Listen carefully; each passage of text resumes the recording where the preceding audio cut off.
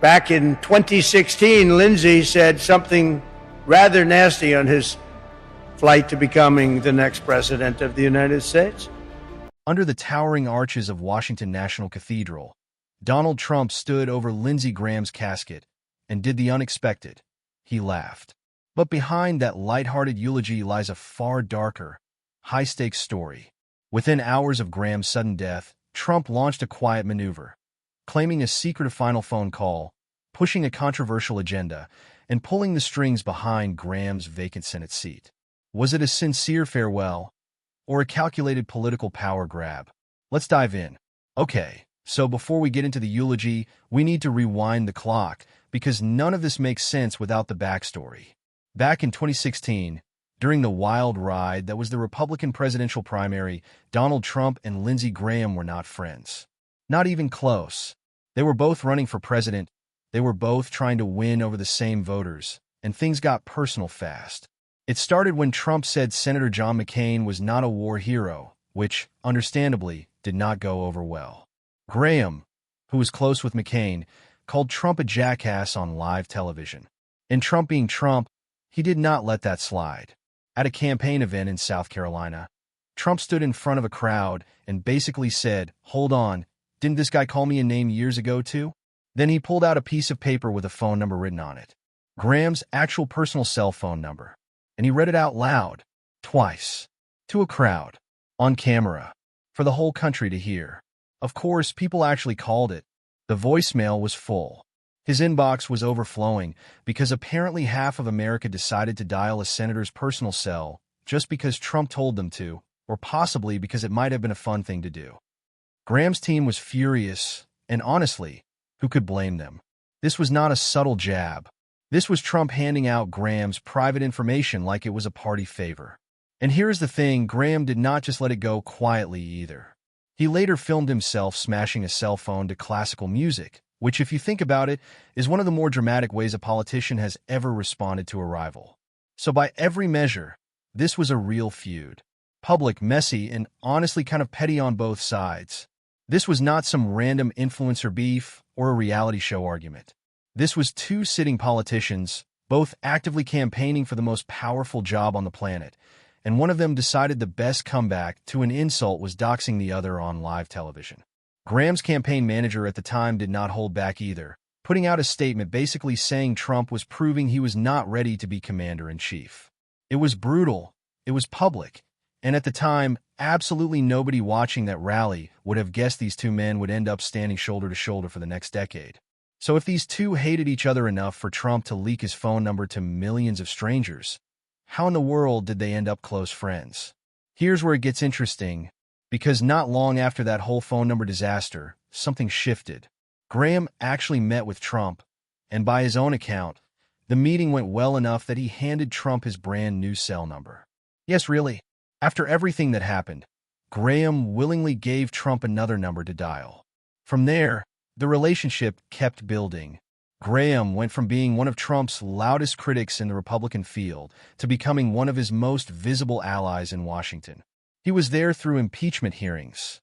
He was there during Supreme Court confirmation battles. He was there during just about every major moment of Trump's presidency, standing right beside him or right behind him at a podium. And according to Trump himself, speaking decades later at Graham's funeral, that whole phone number disaster was actually the beginning of it all. Trump said that stunt was, quote, something he shouldn't have done, but that Graham had, quote, the last laugh because while Trump blew up his phone for one single day, Graham did not stop calling him for the next 10 years. 10 years of phone calls from the man whose number got broadcast to the entire country. It's honestly one of those only in politics kind of stories.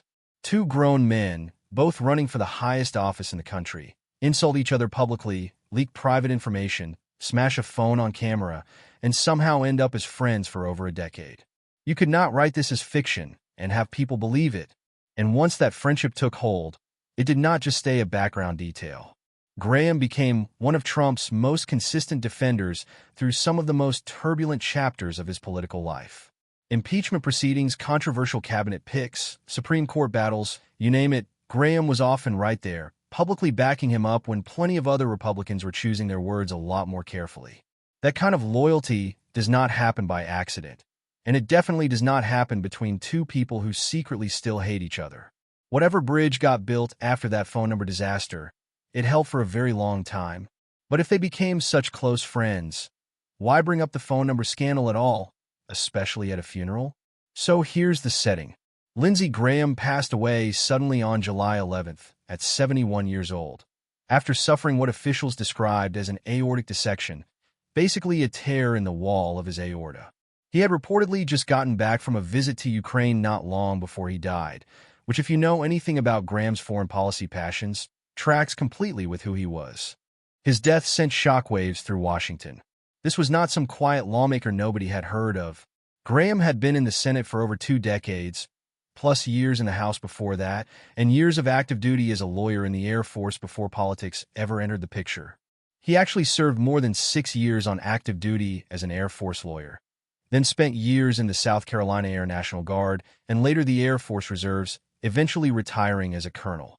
So this was a man who genuinely lived multiple full careers inside one lifetime and touched basically every major political fight of the last 30 years along the way. So when it came time for the funeral, it was not some small private affair. It was a full-blown Washington moment. His casket went through the Capitol first, carried by an armed forces team in honor of his military service. Then it moved to Washington National Cathedral for an invitation-only service that pulled in an absolute who's who of American politics. We're talking Vice President J.D. Vance, Treasury Secretary Scott Bessent, Secretary of State Marco Rubio, who actually served alongside Graham in the Senate for years, Defense Secretary Pete Hegseth, Eric Trump, and Laura Trump were there too. And it did not stop at American politics either. World leaders flew in. Israeli Prime Minister Benjamin Netanyahu was there. Ukrainian President Volodymyr Zelensky was there too. Think about that for a second. A funeral for a United States senator pulled in sitting heads of state from 2 different countries currently dealing with active conflicts. That tells you exactly how much global weight Graham actually carried behind the scenes. Fox News host Sean Hannity also delivered a eulogy that day, alongside Graham's niece, Emilie Boggs Roberts. And the coverage of the day made a point of noting just how personal some of these moments got. At one point, as Graham's casket was carried out of the cathedral while a military band played, Trump reportedly stopped to comfort Graham's sister, squeezing her hand and kissing her cheek before the casket was loaded up for its journey back to South Carolina, where a second service was planned for the very next day in Graham's hometown of Columbia. And in the middle of all that, Trump got up to deliver the eulogy. So with all these dignitaries watching, what exactly did Trump choose to say about his old friend and former rival? Trump opened by calling Graham a beloved friend, a devoted brother, a respected statesman, and a giant of the United States Senate. He said Graham was a true American original who left too soon. Pretty standard stuff for a eulogy, right? Then he kept going, and that's where it started to get a little less standard. Trump brought up the 2016 campaign directly. He recalled how Graham had said something rather nasty about him back then, and how he, Trump, responded by doing something he shouldn't have done. He then described sharing Graham's personal cell phone number with the millions of people who happened to be watching that particular day. He called it the beginning of a friendship, in a way, and joked that Graham had the last laugh because he kept calling Trump for the next decade straight. Standing in front of Graham's actual family, in front of world leaders, Trump brought up leaking his best friend's phone number as a punchline. He praised Graham's decades of influence in Congress and his role defending Justice Brett Kavanaugh during his contentious Supreme Court confirmation hearing, calling that moment maybe Graham's finest hour in the Senate. He even threw in a joke saying that virtually everyone, Republican or Democrat, liked Lindsey before pausing and adding, "Well, not everybody, but it sounds good." He was a tough cookie. But the talk surrounding this eulogy wasn't just about what Trump said at the podium. It was about how he was using Graham's death to control the political narrative overall. Right around the time of the service, details emerged about a phone call Trump made to NBC's Kristen Welker on Meet the Press. On air, Trump claimed that he had spoken with Graham at 7 p.m. on the night he died, just an hour or two before emergency crews were called to his home.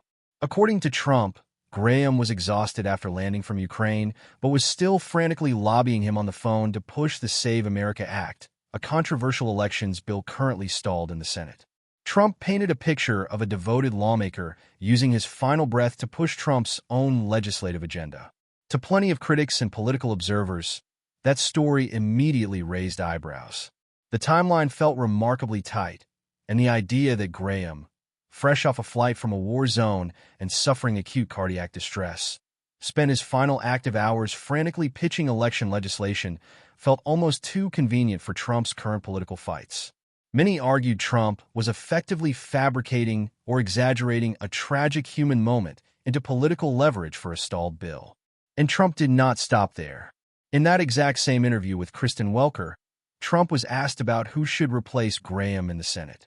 He revealed that he already had somebody in mind who would be great, though he claimed he wouldn't name them yet because it was too soon. That single comment sparked immediate backlash. Under South Carolina law, appointing a replacement senator belongs strictly to South Carolina Governor Henry McMaster. Yet, before the family had even laid Graham to rest, Trump was already publicly signaling that he intended to dictate the succession. Between cracking jokes at the pulpit and framing Graham's final hours around his own legislative agenda, critics argued Trump was doing what he does best.